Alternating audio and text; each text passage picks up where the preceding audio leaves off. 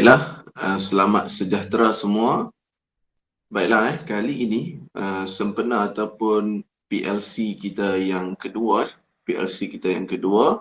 saya akan tunjukkan bagaimana cara untuk mengambil ataupun menyediakan borang transit dan bagaimana cara untuk kita tafsir PBD ketika PDPC berlangsung. Okey, baik. Jadi saya akan share skrin terlebih dahulu. Seperti biasa, pergi ke Google Classroom Panitia Bahasa Melayu. Google Classroom Panitia Bahasa Melayu. Jangan lupa untuk pergi ke Classwork. Classwork dan terus pergi ke Class Drive Folder yang akan bawa kita ke simpanan ataupun Google Drive. Baik, jadi di sini boleh lihat 2022 hingga 2023. Ini bagi tahun ataupun sesi persekolahan terkini lah. Baik, di sini pergi ke folder PBD folder PBD. Baiklah, seterusnya ini tapak borang transit. Baiklah, tapak borang transit ni ada tahun 4, tahun 5, tahun 6 yang mana saya dah buat dan cuma belum kemaskini dari segi kemasukan ataupun dokumen penjajaran kurikulum iaitu kandungan asas, kandungan pelengkap dan juga kandungan tambahan. Baik, kita tengok untuk tahun 4. Tahun 4 akan ada 5 tapak. Kenapa 5? Saya akan tunjukkan kenapa 5. Baik, ini tahun 4. Okey, tahun 4. Sebentar, kita pergi yang terkini lisan terlebih dahulu. Kita pergi yang kemahiran lisan terlebih dahulu.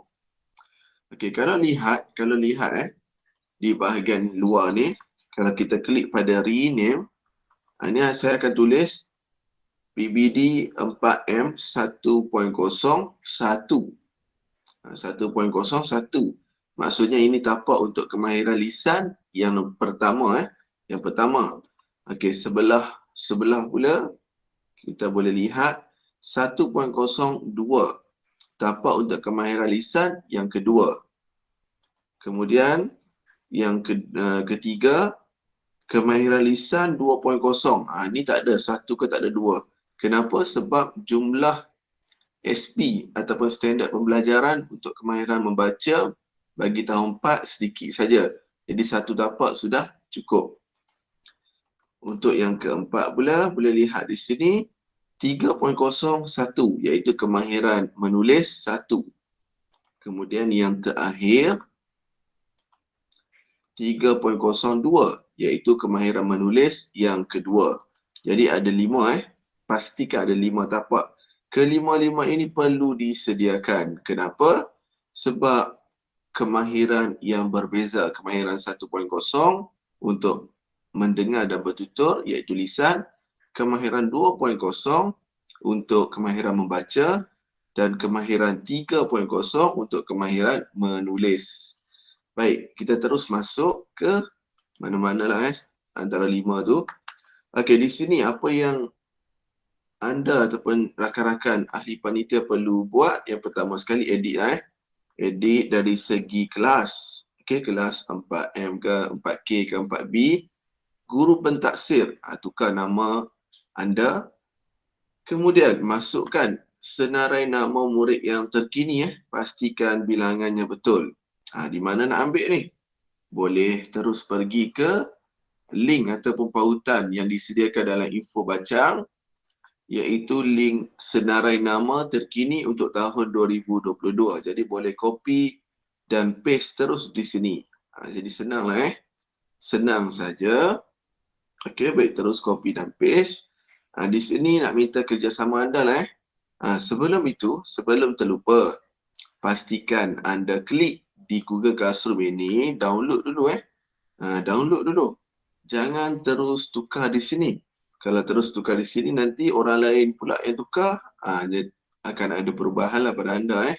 Jadi boleh terus download dan boleh simpan dan edit dalam Excel. Excel. Kalau kita terus edit di sini dalam bentuk Google Sheet, Jadi boleh terus download, simpan dalam simpanan komputer. Jadi boleh edit melalui Microsoft Excel. Baik jadi seterusnya di sini saya minta lah tolong buanglah. Macam ni ada KA KA kandungan asas. Jadi padam, tinggal macam ni je. Okey, tinggal macam ni saja 1.1.1. Ni pun semua kena padam kandungan asas ni sebab kita sekarang tak ada lagi dokumen penjajaran kurikulum. Boleh padam. Okey. Pastikan anda telah pun sediakan kelima-lima ni bagi setiap kelas. Setiap kelas bahasa Melayu yang diajar mesti ada 5. Kalau untuk tahun 4, 5 tahun 4, 5. Ada 5 tapak.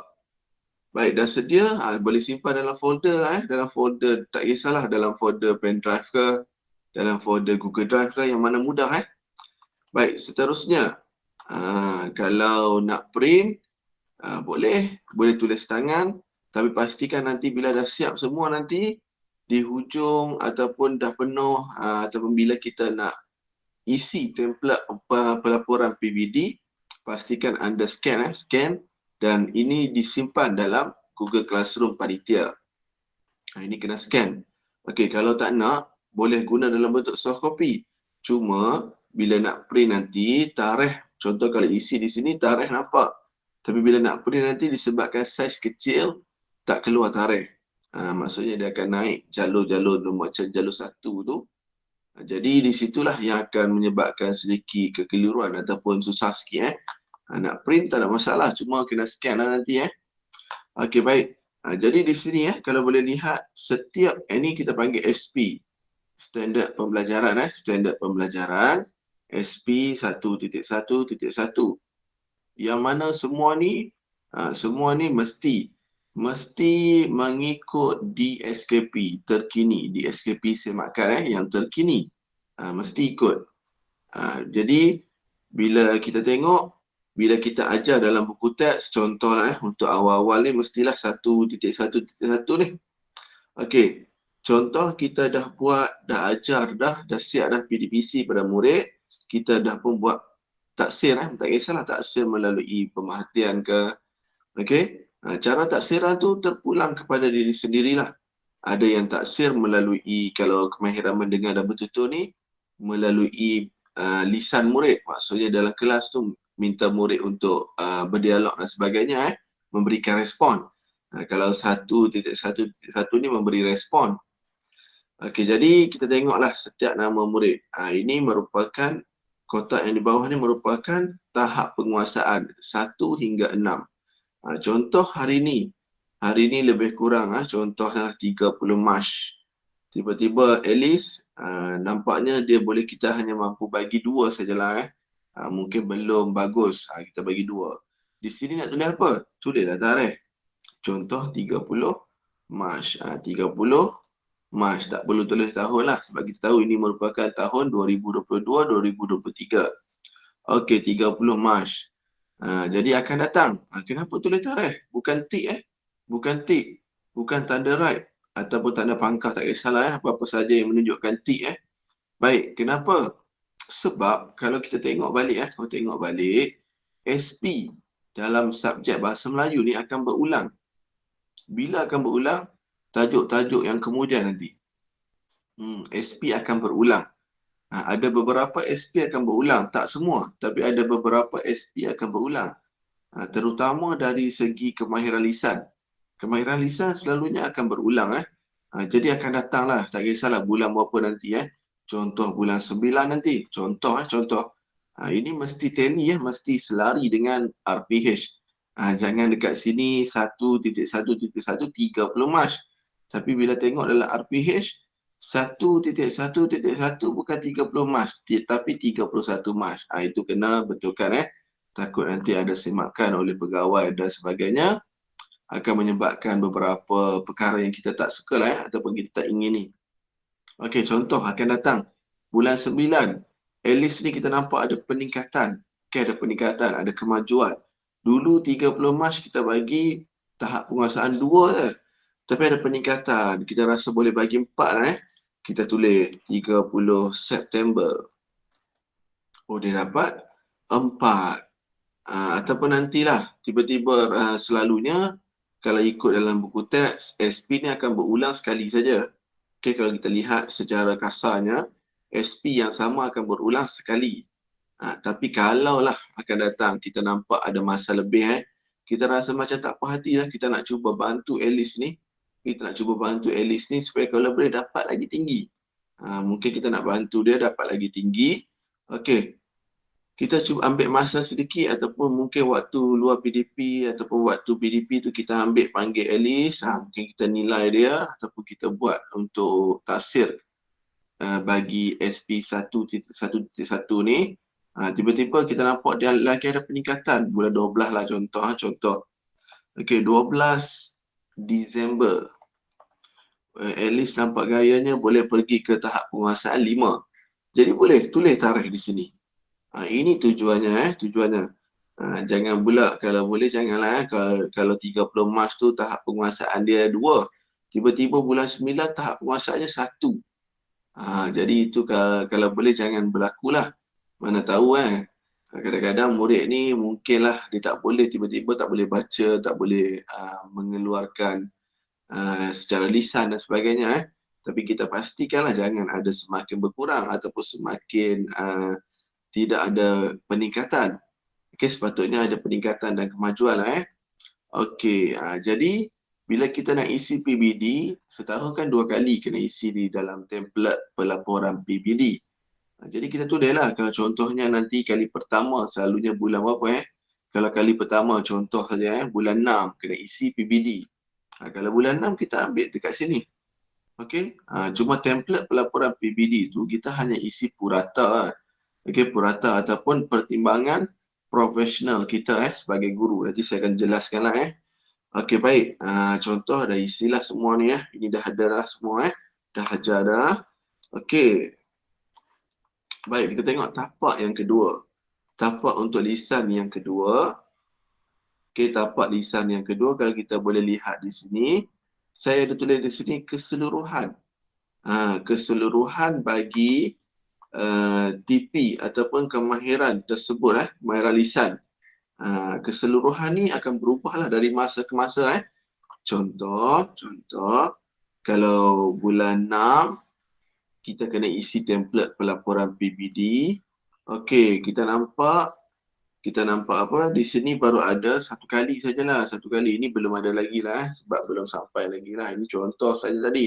Okey, kita nampak ini ada tahap penguasaan 2. Kalau ini mungkinlah tahap penguasaannya berapa? 3. Ini 2. Ini 3. Di sini 2 ataupun di sini 4. Okey, bila sampai di sini, ini bergantung pada tarikh ataupun bila diminta untuk isi template pelaporan PBD, kita tengok mana ataupun berapa SP yang telah kita ajar. Itu bergantung kepada tarikh dan masa apabila diminta nanti. Okey, jadi keseluruhan buat masa itu, kita nak tulis berapa? Kalau dulu katanya kena ambil purata. Purata ni maksudnya kita tambah semua ni, berapa yang dah kita isi, kita bahagilah bilangan SP yang telah kita isi. Tapi ada yang kata sekarang ni kita kena buat pertimbangan profesional. Maksudnya pertimbangan profesional tu contohlah, nampak di sini SP-nya semua dapat TP 23, 23, 23. Tapi murid ini kita nampak aktif, sentiasa bagi kerjasama yang baik. Berapa kita patut beri ataupun wajar kita berikan Okey, kalau kita rasa dia patut dapat 2, itu kita tulislah keseluruhan di sini 2. Tapi kalau rasa patut 3, bolehlah tulis di sini TP 3. Itu bergantung kepada pertimbangan profesional sebagai guru yang mentafsir. Okey, baik. Di sini dah pun kita isi untuk ke semua murid. Okey, apabila diminta untuk isi dalam template pelaporan PBD template pelaporan PBD, ini contoh saja Okey, contoh saja. Okey, contoh kita tengok template pelaporan PBD. Okey, template pelaporan PBD. Ini saya ambil contoh sebab tak ada template di sini. Saya ambil contoh yang lepas-lepas.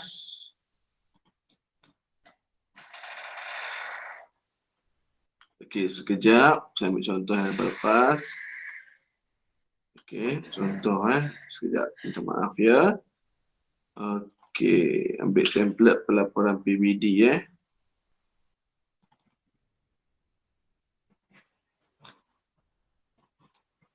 Okey, sebentar.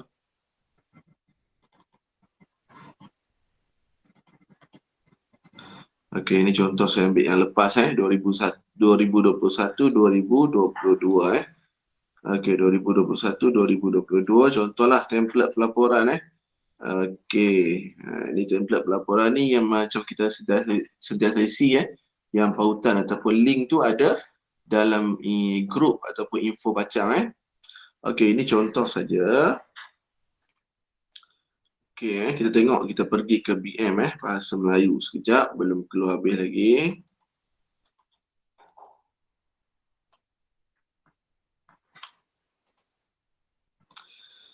Okey, ini contoh template pelaporan PBD. Okey, kalau kita lihat di sini di sini sepatutnya ada satu button sama ada pertengahan tahun ataupun akhir tahun. Di sini tak keluar Okey, baik. Contohlah, di sini pun sama, nama pastikan sama lah Pastikan sama mengikut murid kelas yang kita ajar. Kemudian, ni kalau tengok di sini kalau kita lihat di sini, kalau cuba tengok betul-betul, untuk setiap kemahiran ni, yang pertama kemahiran lisan, mendengar dan bertutur, kemudian kemahiran membaca, dan yang ketiga kemahiran menulis. Baik, di sini kalau kita lihat betul-betul, hanya tulis seperti purata saja maksudnya dia tak perlu bertulis SP1.1.1 berapa, 1.1.2 berapa. Jadi hanya tulis untuk setiap kemahiran tersebut saja. Itu yang kata dulu ada pendapat kena ambil purata. Tapi sekarang katanya kena buat pertimbangan profesional. Contoh tadi macam seperti saya katakan, kalau murid itu TP-nya 2323 ikut SP, berapa kita rasa patut beri?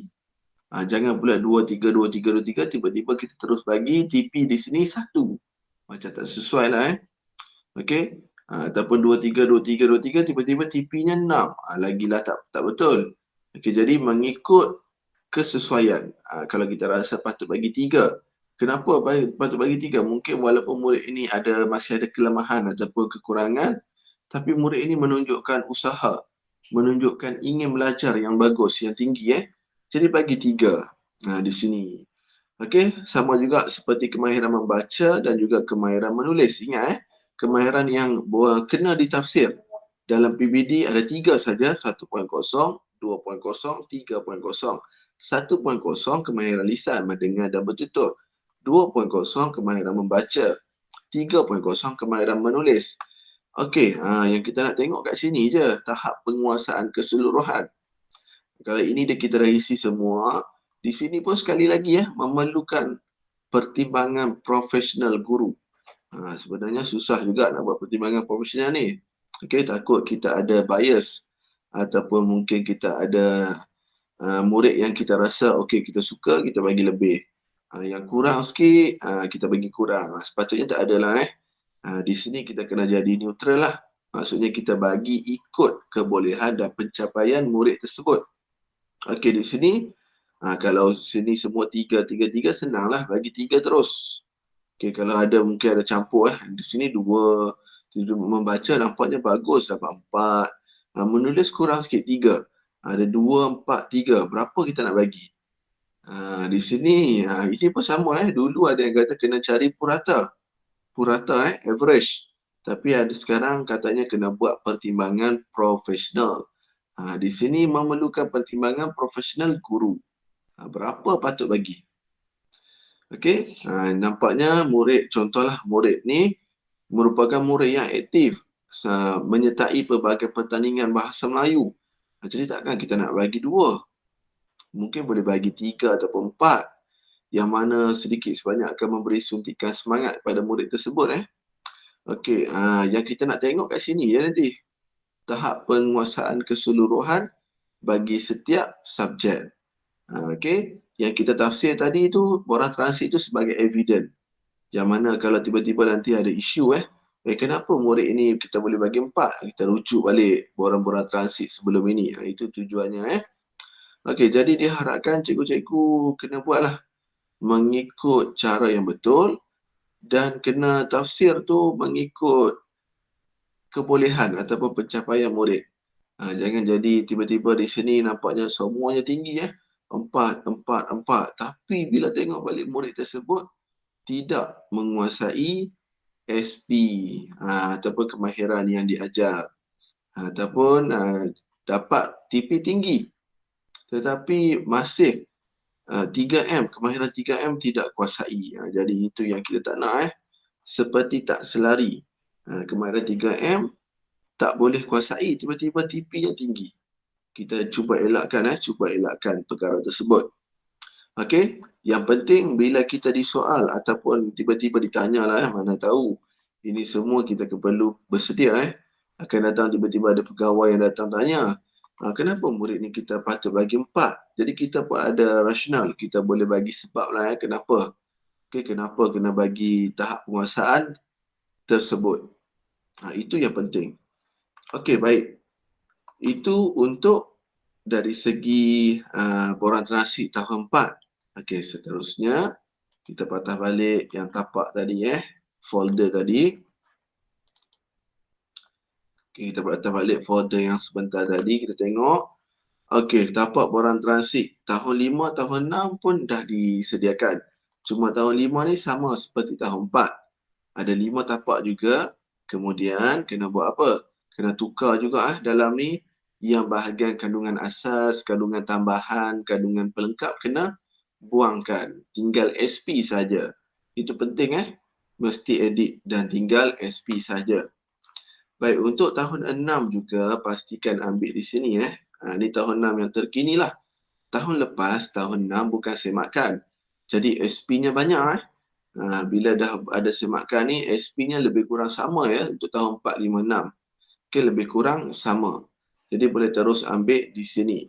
Baik, untuk tahun 1, 2, 3, okey, saya minta jugalah kalau ada cikgu-cikgu yang sudi untuk sediakan tapak untuk tahun 1, 2, 3. Tapi kalau tak ada, sebenarnya boleh ambil. Kita tengok kalau ada lah. Okey, kita tengok tahun lepas punya. Borang transit. Di sini kita nampak borang transit tahun 3. Dah ada. Okey, dah ada Borang transit tahun 3 sudah ada. Borang transit tahun 2 ada satu saja. Nampaknya tak lengkap kalau satu. Kalau borang transit tahun 1 pun ada satu tak lengkap lah Okey, jadi di sini saya mintalah mana-mana guru yang sudi untuk sediakan borang transit sama seperti tahun 4, 5 dan juga 6. Okey, sama seperti tahun 4, 5 dan juga 6. Pastikan bilangan SP ni sama seperti di SKP. Contoh. Okey, ini tahun 1. Tahun 1 contoh saja. Okey, dekat mana kita nak tengok di SKP. Jangan lupa dalam Google Classroom panitia juga telah disediakan di SKP yang terkini Okey, di SKP yang terkini kita pergi tengok. Okey, sebentar. Contoh tahun 1. Okey, tahun 1 di SKP yang terkini. Kita lihat di sini. Ini di SKP yang terkini. Okey, kita buka pada bahagian kemahiran. Buka pada bahagian kemahiran.